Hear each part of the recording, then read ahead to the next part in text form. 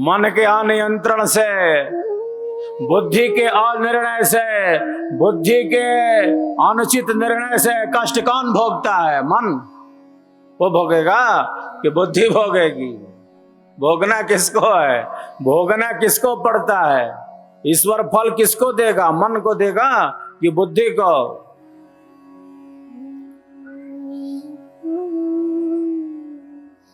ईश्वर जो कर्माध्यक्ष है, जो फल प्रदाता है, जो फल देने वाला है, तो मन को देगा फल कि बुद्धि को? वो कह हमको पता का तो मन का बढ़ा दिया, बुद्धि का निर्णय ठीक नहीं किया तो हम क्या करें? ऐसा कहकर बच जाएगा क्या? हमको क्या पता? मन ने ऐसा किया, बुद्धि ने ऐसा किया, मन ऐसा किया। भोगेगा कौन? मन की बुद्धि? भोगता कौन है?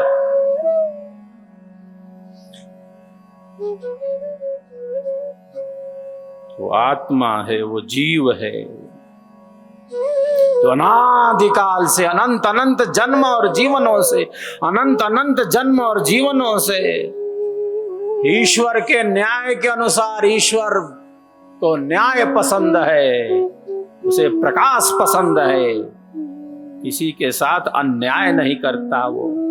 हम भले अन्याय करें, हम भले अपने अधिकारों का दुरुपयोग करते चलें,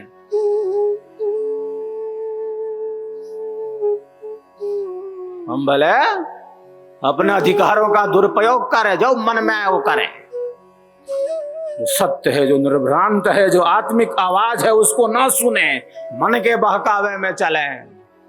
ईश्वर किसी के बहकावे में नहीं है, उसे न्याय पसंद है, उसे प्रकाश पसंद है। यह जरूर प्रभु हमारे, यह जरूर प्रभु है, प्रकाश स्वरूप परमात्मा है, आनंद स्वरूप परमात्मा है।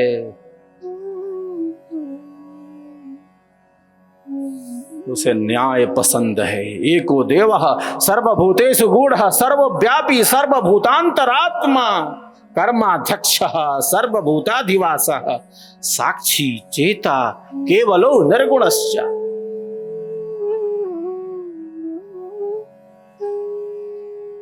न्याय नहीं करता, वही जीवों को उनके कर्मों के अनुसार फल देता है। जिसको जहां भेजना है भेज देगा,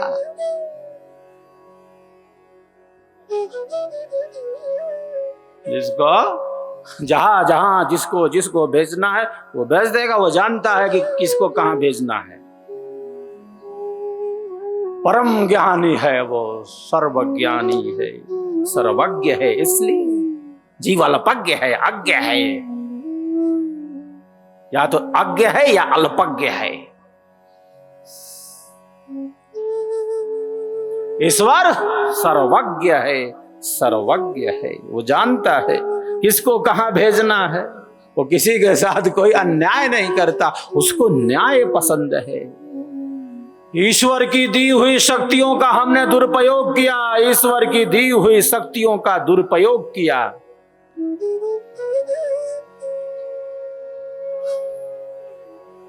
ईश्वर की दी हुई शक्ति अंतःकरण की शक्ति है ना, सब शक्तियां ईश्वर की है। ईश्वर की दी हुई शक्तियों का हमने दुरुपयोग किया, मन की शक्ति का, बुद्धि की शक्ति का, वो ले लेगा।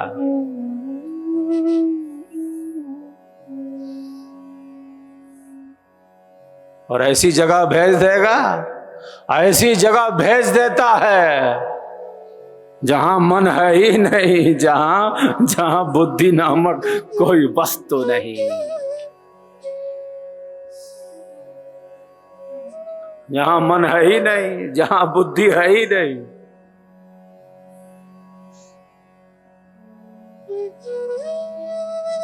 न मन से, न वचन से, न मन से, न वचन से, न कर्म से, अज्ञान पूर्वक, अधर्म पूर्वक, अविवेक पूर्वक किसी को प्रताड़ित नहीं कर सकते, किसी को पीड़ा नहीं पहुंचा सकते, किसी को दुख नहीं दे सकते।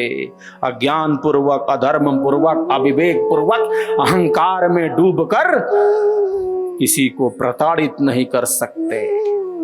न मन से, न वाणी से, न कर्म से किसी को अज्ञान पूर्वक, अधर्म पूर्वक, अविवेक पूर्वक पीड़ा नहीं पहुंचा सकते।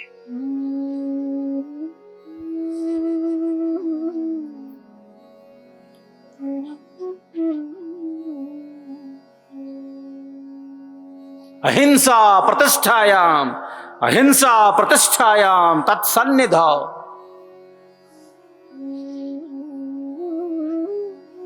वैर त्यागः, वैर का सर्वथा भाव, वैर का, ईर्ष्या का, द्वेष का सर्वथा अभाव। जो सत्य है, जो धर्म है, जो ज्ञान है, जो न्याय है,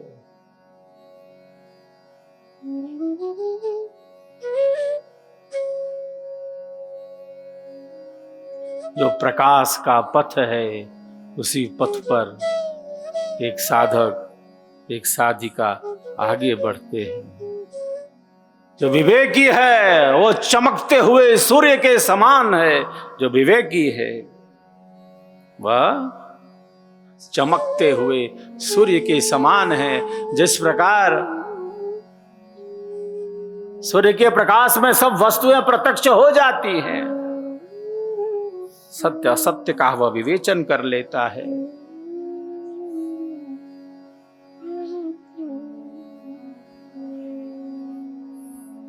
पूर्णिमा का चांद कितनी चांदनी देता है, शीतलता देता है।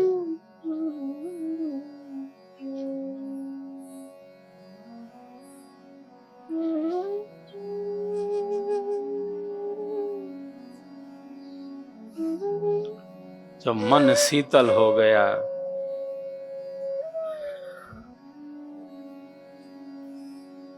वचन और क्रिया भी धर्म से युक्त हो गई, धर्म से युक्त हो गई। मन, वचन और कर्म से वह सत्य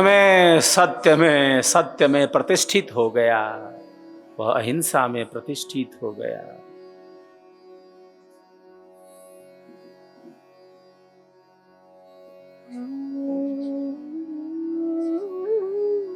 अध्यात्म का पथ सूक्ष्म से सूक्ष्म है, गहन से गहन है।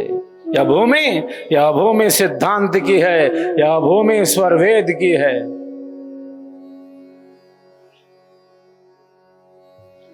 यहां का कण कण जैसे विहंगम योग की ज्ञान प्रभा से ही परिपूर्ण है, स्वरवेद की आभा से ही आच्छादित है। हिमालय का यह आंगन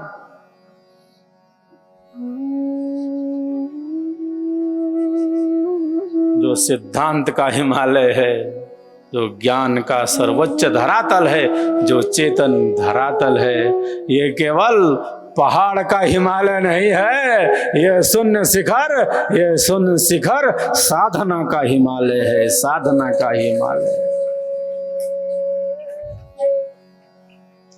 इस हिमालय में केवल पत्थर नहीं है, इस हिमालय में केवल पहाड़ नहीं है, इस हिमालय में तो प्रेम की सरिता है, प्रेम की गंगा है, भक्ति का प्रवाह है इस हिमालय में।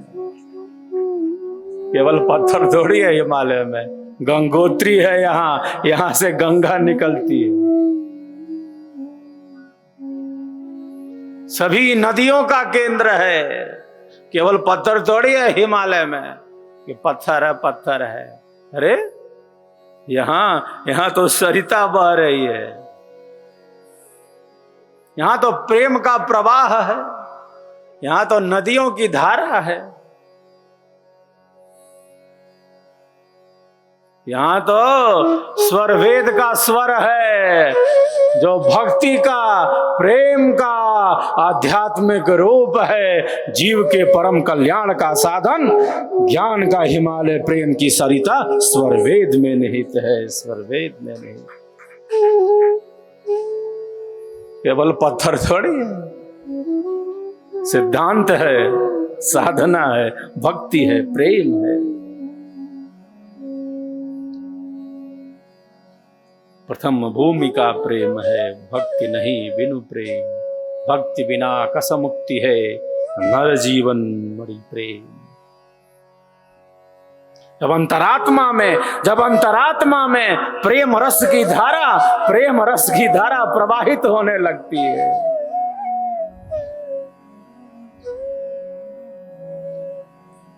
वही प्रेम रस की धारा भक्ति का रूप ले लेती है। अनुभव का विषय है। वो बात करते हैं इश्क की, वो बात करते हैं इश्क की। इश्क के दर्द का उन्हें एहसास नहीं है। इश्क वो चाँद है जो नजर आता है तो सबको, पर उसे पाना सबके बस की बात नहीं है, सबके बस की। प्रेम का ऐसा प्रवाह है जो भीतर से अंतःकरण को शुद्ध कर देता है।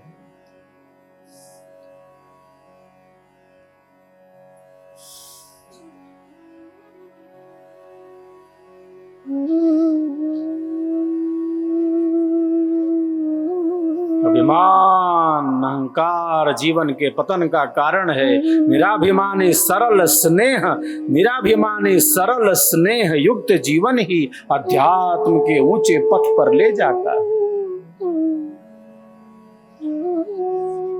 ये सिद्धांत का हिमालय है, ये साधना का हिमालय है, ये भक्ति और प्रेम का प्रवाह है। स्वरवेद के विमल ज्ञान के प्रकाश में हम सब आगे बढ़ते रहें, आगे चलते रहें। यह वही भूमि है जहां पर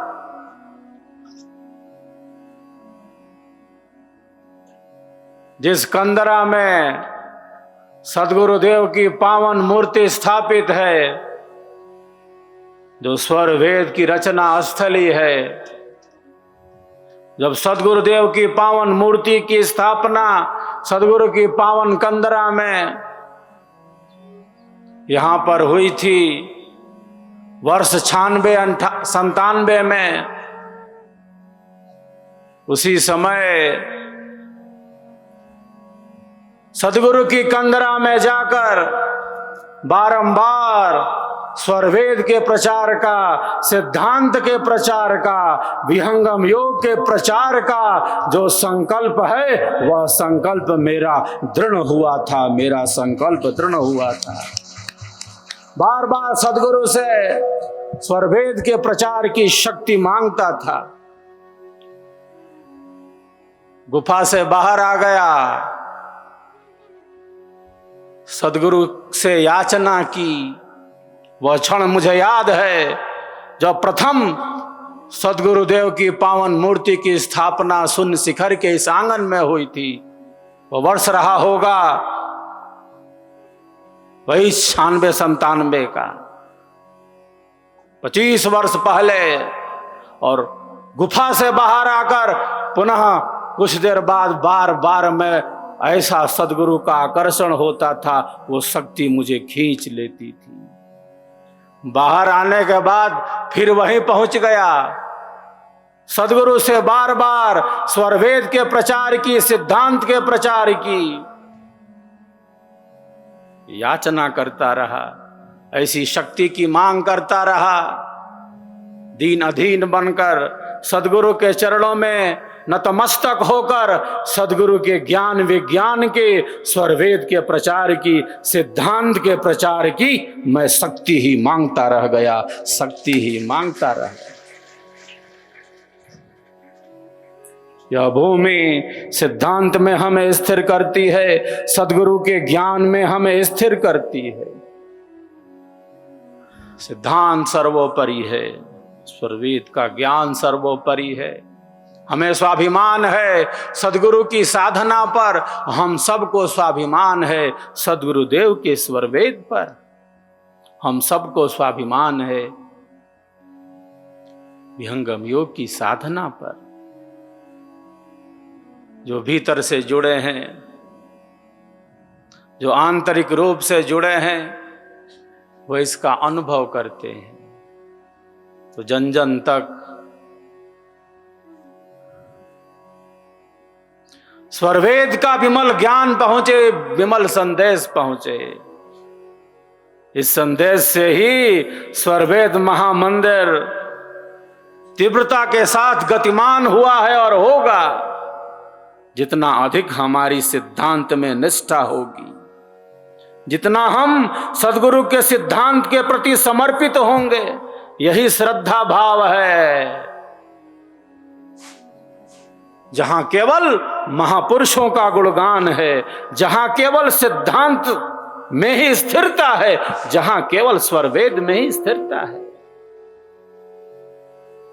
स्वरवेद की वाणी कहती सदगुरु और सदग्रंथ में। श्रद्धा मतलब क्या है?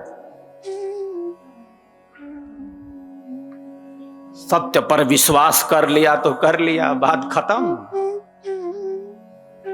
हमें परम ज्ञान का अनुभव नहीं हुआ तो क्या हुआ? हम हताशा में चले जाएं, निराशा में चले जाएं।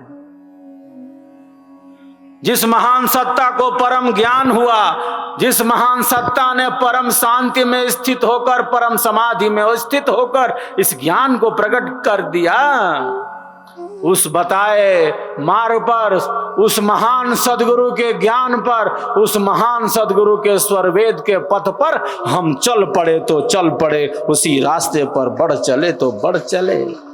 यही श्रद्धा है जिसको कहते हैं सत्य पर विश्वास। हमने विश्वास कर लिया, हमने नहीं देखा उस मार्ग को, हम साधना की गहराई में पहुंचे नहीं, हमें अभी परम ज्ञान नहीं हुआ तो क्या हुआ? जिसने देखा है, जिसने समझा है, जिसने अनुभव किया है, जिसने अखंड समाधि में होकर इस ज्ञान को प्रकट किया है, साधना की अतल गहराई में पहुंचकर जिसने अध्यात्म के सर्वोच्च शिखर को प्राप्त किया है, उसके बताए मार्ग पर हम चल पड़े तो चल पड़े। यही श्रद्धा है, जिसका अर्थ है सत्य पर पूर्ण विश्वास। श्रद्धावान लभते ज्ञानम तत्परः संयतेन्द्रियः ज्ञानम लब्ध्वा पराम शांति अचिरेणाधिगच्छति। श्रद्धा बड़ी वस्तु है। शिष्य के अंतःकरण में जो शिष्य भाव है, जो सेवा भाव है, वही सर्वोपरि है। आप सबके कल्याण की कामना करते हुए, सबके विकास की कामना करते हुए, अपने संकल्पों की पुनरावृत्ति करते हुए, स्वरवेद महाग्रंथ के रचयिता सद्गुरुदेव भगवान की, हम सबों के परम आराध्य सद्गुरुदेव भगवान की 135 फीट से भी ऊंची दिव्य भव्य प्रतिमा का निर्माण हम सबको मिलकर करना है, हम सबको मिलकर करना है। स्वरवेद महामंदिर के आंगन में विहंगम योग का, स्वरवेद का यह रथ निरंतर गतिमान रहे। दुखियों का दुख कम हो, पीड़ितों की पीड़ा कम हो। जो वांछित श्रेष्ठ मनोभाव हैं, उन मनोभावों की सिद्धि हो। सद्गुरु की स्कंदरा में आप सबों के कल्याण की कामना करते हुए, सद्गुरुदेव के चरण कमलों में नतमस्तक होते हुए, आप सबके कल्याण की कामना करते हुए, आज द्वितीय दिवस अपनी वाणी को यही विराम देता हूँ और आपके कल्याण की ही कामना करता हूँ, आपके विकास की ही कामना करता हूँ।